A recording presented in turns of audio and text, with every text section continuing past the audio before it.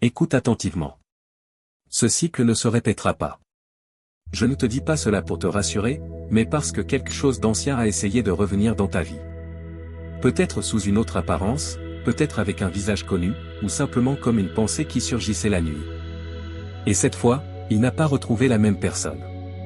Cette fois, la porte est restée fermée, et ce n'est pas un hasard, c'est le résultat d'une véritable transformation. Tu n'es pas arrivé à ce moment par accident. Ce que tu traverses en ce moment précis, cette clarté mêlée de fatigue, cette paix encore fragile mais bien réelle, cette sensation profonde que quelque chose en toi a enfin changé, tout cela montre que Dieu t'a amené ici pour t'annoncer que le cycle est brisé. Pas en train de se briser. Brisé. Si cette parole résonne en toi, abonne-toi maintenant et laisse un like. Tu auras besoin de revenir à ce message. Pendant combien de temps as-tu tourné sur ce manège? Je ne parle pas d'un mois ou de quelques semaines. Je parle de ce cycle profond et répétitif, ce mouvement circulaire que tu connais par cœur parce que tu l'as vécu trop souvent. Tu t'approchais, ça faisait mal. Tu t'éloignais, tu espérais, tu revenais, tu pardonnais, tu t'accusais, tu expliquais, tu attendais, tu te décevais, et tu recommençais. Tu connais ce carrousel. Ton âme le connaît. Ton corps le connaît aussi, car il a enregistré tout ce que ton esprit tentait d'oublier. Il y a cette fatigue particulière, pas seulement physique, mais une fatigue de l'âme, celle qui s'installe quand on répète la même douleur trop longtemps sans réussir à s'en libérer. Cette fatigue qui te faisait te demander si quelque chose était brisé en toi, si tu étais incapable d'avancer, si tu méritais vraiment mieux, ou si cette souffrance était simplement ton destin. Laisse-moi te dire une chose importante, tu n'étais pas cassé. Tu étais pris dans un cycle, et il y a une énorme différence entre les deux. Une âme cassée ne ressent plus rien. Toi, tu ressentais tout, parfois même trop. Une âme perdue ne cherche plus. Toi, tu cherchais encore, même au milieu du chaos, même en larmes, même en retournant là où tu savais que tu ne devrais pas. Quelque chose en toi voulait sortir. Quelque chose en toi criait que cette répétition n'était pas ton destin. Écrit, brisé, si tu sais que ce cycle ne te contrôlera plus. Chapitre 2, comprendre ce qu'est vraiment un cycle émotionnel profond. Ce cycle, cette porte qui se refermait toujours sur les mêmes doigts, cette chaîne invisible que tu sentais sans jamais vraiment la voir. Il n'était pas seulement lié à une personne. C'est là que beaucoup restent bloqués. On se dit, je dois juste m'éloigner de cette personne. Je dois juste couper ce lien. Et parfois, oui, cette personne doit être éloignée. Mais si le cycle n'est pas compris dans sa profondeur, si le schéma intérieur n'est pas reconnu, alors la même énergie revient sous un autre nom, avec un autre visage, dans une autre relation. Et tu te retrouves encore une fois au même endroit, à te demander comment c'est possible. Parce que le cycle n'était pas seulement une personne. Le cycle, c'était un schéma. C'était cette vieille habitude d'accepter moins que ce que tu mérites. Non pas parce que tu l'ignorais, mais parce que quelque chose en toi avait appris très tôt que l'amour se méritait par le sacrifice, que le lien se maintenait par la souffrance, que rester malgré la douleur était une preuve de fidélité, et que partir revenait à trahir. Alors tu restais. Tu ignorais les signaux. Non pas parce que tu étais aveugle, mais parce que tu confondais attachement et amour, culpabilité et compassion. Parce que la familiarité de cette douleur te semblait être ton destin, comme si cette souffrance précise avait été écrite pour toi. Écrit, je ne retourne pas, si tu choisis la paix. Mais Dieu ne t'enseignait pas la peur à travers tout cela. Il t'enseignait le discernement. Il y a une grande différence. La peur ferme tout. Le discernement ouvre ce qui est juste et protège de ce qui épuise. Et pendant toutes ces répétitions douloureuses, chaque souffrance, chaque attente sans réponse, chaque explication non entendue, quelque chose se gravait en toi. Pas de la rancœur, mais de la sagesse. Pas de l'amertume, mais de la clarté. Et cette clarté a pris du temps. Elle ne s'est pas installée en une nuit. Elle s'est construite lentement, douloureusement, à travers chaque retour regretté, chaque pardon accordé trop vite, chaque morceau de toi laissé en chemin pour garder quelqu'un qui ne le méritait pas. Chapitre 3, partie 1, le schéma intérieur, ce que tu confondais avec l'amour. Mais elle est là maintenant, et elle est durable. Ce que tu vas recevoir est réservé aux vrais élus. Ce que tu entends dans ce message n'est pas seulement une connaissance, c'est une convocation spirituelle. Tu vas recevoir 4 livres puissants conçus pour éveiller ton âme, activer ton destin et révéler des vérités que le monde a tenté de te cacher. Et ça ne s'arrête pas là. Chaque livre est accompagné de 2 bonus secrets, des contenus profonds et transformateurs jamais révélés sur cette chaîne. Au total, 12 matériaux sacrés que seuls les véritablement éveillés pourront avoir entre les mains. Mais attention, cet accès est limité et peut être retiré à tout moment sans préavis. Si tu entends cet appel, n'hésite pas, clique maintenant sur le lien dans le premier commentaire épinglé. Ignorer cela, c'est te fermer à ton véritable destin. Répondre, c'est débloquer la mission pour laquelle tu es né. Et maintenant, parlons de ce qui a vraiment changé en toi. Parce que la transformation ne se voit pas toujours dans les grands gestes et ne s'annonce pas toujours avec éclat. Parfois, elle ressemble simplement à un silence intérieur là où il y avait autrefois une tempête permanente. Parfois, elle ressemble à une hésitation là où tu aurais autrefois déjà répondu. Parfois, elle ressemble à une frontière que tu n'as pas franchie, un message que tu n'as pas envoyé, une porte que tu n'as pas rouverte. Et cette retenue, ce choix silencieux, prouve qu'une profonde transformation s'est opérée en toi. L'ancienne version de toi aurait répondu immédiatement parce que le silence était trop douloureux, parce que ne pas répondre te semblait cruel. Alors tu répondais même quand tu savais que tu n'aurais pas dû. L'ancienne version aurait débloqué, relancé la conversation, trouvé une excuse pour reprendre contact. Juste pour voir, juste pour vérifier, juste pour retrouver cette paix que seul ce contact semblait pouvoir apporter, même pour quelques heures.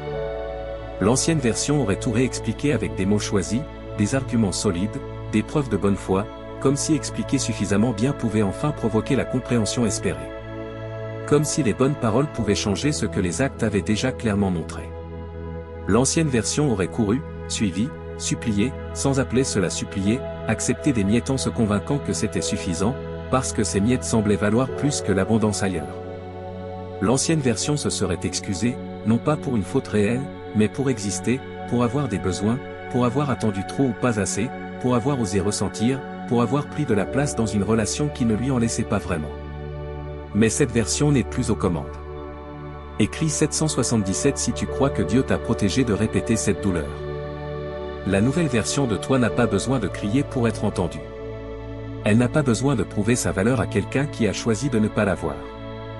Elle n'a plus besoin de convaincre, de poursuivre ou de négocier. Elle reconnaît le schéma avant même d'y entrer. Et cette reconnaissance, ce moment où tu vois le cycle approcher et où tu choisis de ne pas t'y engager, est l'une des formes les plus puissantes de maturité spirituelle qui existent. Chapitre 4, partie 2, ce qui a réellement changé en toi, les signes invisibles de transformation. Ce n'est pas de la froideur, ce n'est pas de la dureté, c'est de la sagesse née de la douleur.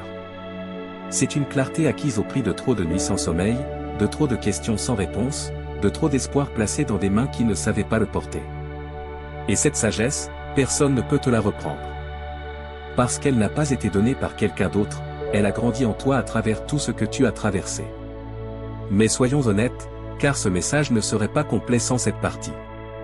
Le cycle peut revenir. Il peut frapper à ta porte déguisé en douce nostalgie, en souvenirs réconfortants, en messages envoyés au mauvais moment.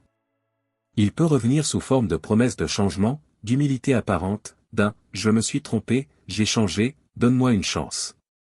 Il peut revenir dans un rêve, dans une chanson, dans un lieu qui réveille ce que tu avais décidé d'oublier. Il peut revenir sous la forme d'une peur, la peur de la solitude, la peur que ce que tu attends n'arrive jamais, la peur d'avoir quitté la meilleure chose que tu aurais pu avoir. Le cycle est intelligent. Il connaît tes faiblesses parce qu'il t'a observé longtemps. Il sait exactement quoi dire pour faire hésiter ton cœur. C'est à ce moment-là que tu dois te souvenir, une émotion temporaire ne peut pas effacer une clarté permanente. La nostalgie passe. L'envie d'envoyer ce message passe. Mais ce que tu as compris dans ta chair, à travers ta propre expérience, ne disparaît pas. Cette compréhension est gravée sur ton âme. La question n'est pas, est-ce que je ressens encore quelque chose? Tu peux ressentir et choisir quand même de ne pas retourner. La vraie question est, est-ce que je veux revivre ce que j'ai déjà vécu? Est-ce que tu veux à nouveau passer tes nuits à attendre un message qui ne vient pas? À te demander ce que tu as mal fait? À t'expliquer encore et encore à quelqu'un qui ne comprend que ce qu'il veut comprendre? La réponse que ton âme connaît déjà, c'est non. Écris « Amen » si cette parole parle à ton esprit. Si ce message te touche, laisse un like maintenant. C'est ta façon de dire à Dieu « Oui, je reçois cette libération ». Et écris en commentaire ce que tu ressens en ce moment. Tes mots ont du poids dans le spirituel. Chapitre 5, Partie 3. Comment le cycle a été brisé, dans le silence, pas dans l'éclat. Alors, comment exactement le cycle a-t-il été brisé? Pas par un grand événement, pas par une confrontation dramatique, pas parce que quelqu'un t'a enfin donné la fermeture attendue. Le cycle a été brisé dans les moments silencieux, dans les décisions que personne d'autre n'a vues. Il a été brisé le jour où tu as choisi la paix plutôt que l'approbation, où tu as préféré le silence à une explication que personne ne demandait vraiment.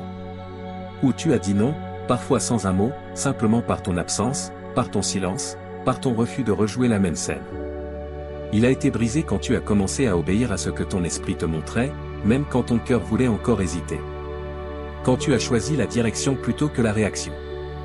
Parce que pendant longtemps, tu réagissais, quelque chose arrivait et tu répondais de manière impulsive, depuis un endroit de manque et de peur. Mais peu à peu, tu as commencé à choisir.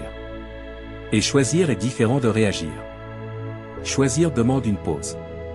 Choisir vient de l'intérieur, pas de la pression extérieure. Choisir dit, je décide à partir de qui je suis, pas de ce que je ressens en cet instant. La libération n'est pas venue parce que tout est devenu facile. Elle est venue parce que tu as arrêté de négocier avec ce qui vidait ton âme. Tu as arrêté de marchander ta paix. Tu as arrêté de te demander si tu pouvais changer quelqu'un en lui donnant davantage de toi-même, davantage de patience, davantage d'explications, davantage de preuves d'amour. Et dans cet arrêt, dans ce refus silencieux de continuer à nourrir ce qui prenait sans jamais donner, le cycle a perdu son emprise. Écris si tu reçois cette nouvelle saison. Chapitre 6, quand le cycle reviendra déguisé, et comment ton âme le reconnaîtra. Et maintenant, je veux te parler de qui tu es devenu, parce que certains autour de toi ne comprennent peut-être pas. Peut-être t'ont dit que tu étais devenu froid, distant, moins accessible, que tu avais changé, et pas nécessairement en bien selon eux. Peut-être t'ont fait sentir que tes nouvelles frontières étaient de la dureté, que ton silence était une punition, que ta nouvelle paix était de l'indifférence. Laisse-moi clarifier cela, tu n'es pas froid, tu es mûr. Tu n'es pas amer, tu es aligné. Tu n'es pas cruel, tu es protégé. Il y a une profonde différence entre quelqu'un qui a fermé son cœur et quelqu'un qui a appris à en garder la porte. Tu n'as pas fermé ton cœur. Tu as appris à filtrer qui mérite d'y entrer. Tu peux encore aimer. Tu aimeras différemment, avec plus de conscience, avec des limites que tu n'avais pas avant, avec une clarté sur ce que tu acceptes et ce que tu n'acceptes plus. Mais tu aimeras, et cet amour sera plus sain, plus stable et plus vrai que tout ce que tu as connu dans le cycle, parce qu'il viendra d'un endroit de plénitude, pas de manque, d'un choix, pas d'une peur. Tu peux pardonner, et peut-être l'as-tu déjà fait silencieusement dans ton cœur, pour toi autant que pour l'autre. Mais pardonner ne signifie pas rouvrir les portes. Pardonner signifie déposer le poids, libérer l'autre de la place qu'il occupait dans ta douleur, sans lui rendre l'accès à ta vie, à ton énergie, à ta paix. Le pardon est intérieur. L'accès est une décision distincte, et tu as le droit de pardonner sans réinviter. Tu peux souhaiter du bien à ceux qui t'ont fait du mal, sincèrement, sans amertume, tout en sachant qu'ils ne font plus partie du chemin où Dieu te conduit. Ce n'est pas une contradiction, c'est de la maturité spirituelle. Chapitre 7, Alerte, une émotion temporaire ne peut pas effacer une clarté permanente. Et voici comment tu sais que quelque chose a vraiment changé, la légèreté. Cette nouvelle légèreté, parfois surprenante, qui s'installe là où il y avait autrefois une tension constante. Ton esprit qui s'éclaircit, ton corps qui sort progressivement de cet état d'alerte permanent. Ton cœur qui bat sans cette douleur sourde en arrière-plan. Les décisions deviennent plus simples. Non pas parce que ta vie est soudain plus facile, mais parce que tu n'es plus déchiré entre ce que tu sais et ce que tu voulais croire. La vérité et tes actions commencent à s'aligner. Et dans cet alignement, il y a une paix que rien d'extérieur ne peut te donner ni te reprendre. Ton énergie revient. Pas d'un coup, mais tu le sens, dans ta créativité, dans ta façon de te lever le matin, dans ces moments où tu réalises que tu n'as pas pensé à cette douleur depuis plusieurs heures. L'espace que le cycle occupait en toi, cet espace mental, émotionnel et spirituel, commence à se libérer. Et dans cet espace libre, de nouvelles choses peuvent pousser, des connexions plus pures, des relations où tu n'as pas à te réduire, des personnes qui comprennent ta valeur sans que tu aies à t'expliquer, des chemins qui t'appellent vers l'avant. Un avenir qui n'est pas construit sur les ruines de ce qui t'a épuisé, mais sur les fondations solides de ce que tu as appris et de qui tu es devenu. Le cycle brisé n'est pas une fin, c'est une ouverture. Chapitre 8, Déclaration prophétique et prière de libération. Avant de conclure, laisse un like si tu sens que Dieu t'a parlé aujourd'hui et écris en commentaire, brisé. Ces mots portent une puissance spirituelle. Si tu veux aller plus loin dans ta transformation, regarde maintenant la vidéo qui apparaît sur ton écran. Elle a été placée là pour toi. Maintenant, avant de te laisser entrer dans ta nouvelle saison, je veux prier avec toi. Je veux que tu reçoives cette déclaration dans ton esprit, dans ton corps, dans chaque partie de toi qui a douté, qui a souffert, qui a failli retourner en arrière mais qui a tenu. Seigneur, je te remercie pour cette âme qui écoute en ce moment. Je te remercie parce que ce n'est pas un hasard qu'elle soit ici. Tu savais ce dont elle avait besoin. Tu savais que le cycle allait tenter de revenir. Et tu as placé cette parole sur son chemin comme un bouclier, comme un rappel, comme une déclaration prophétique. Père, je déclare que ce cycle est brisé, que ce schéma ancien n'a plus d'emprise sur cette âme, que chaque chaîne invisible qui la maintenait dans la répétition est dénouée en ce moment. Je déclare que cette personne ne retournera pas là où tu l'as libérée, non par sa propre force, mais par ta grâce, par ton discernement déposé en elle, par la clarté que tu as construite à travers chaque douleur traversée. Je déclare qu'elle reconnaîtra les signes avant d'entrer dans ce qui la draine. Qu'elle honorera la paix que tu lui as donnée comme un cadeau sacré. Qu'elle ne s'abandonnera plus elle-même pour garder quelqu'un qui ne la mérite pas. Qu'elle s'appartient, qu'elle est alignée, qu'elle est protégée. Et je déclare que ce qui vient pour elle maintenant est différent, est meilleur, est à la hauteur de la femme ou de l'homme qu'elle est devenue après tout ce chemin. Ce qui vient respecte ses frontières. Ce qui vient voit sa valeur sans qu'elle ait besoin de la prouver. Ce qui vient la rencontre là où elle est, pas là où elle était. Que cette nouvelle saison s'ouvre maintenant. Que la lumière entre là où il y avait des ombres. Que la stabilité remplace l'instabilité. Que l'amour vrai remplace l'attachement toxique. Et que cette âme, ton élu, avance, les mains libres, le cœur plus léger, les yeux ouverts sur tout ce que tu as préparé devant elle. Au nom de tout ce qui est sacré. Qu'il en soit ainsi. Chapitre 9, bienvenue de l'autre côté, ta nouvelle saison commence ici. Tu ne répéteras pas ce cycle parce que tu reconnais maintenant les signes, parce que tu honores ta paix, parce que tu ne t'abandonneras plus jamais toi-même pour garder quelqu'un près de toi. Ce qui t'a drainé a perdu l'accès. Et toi qui as tenu, qui as souffert, qui as failli abandonner mais qui es encore là, tu entres dans une saison que le cycle ne pouvait pas te donner. Bienvenue de l'autre côté.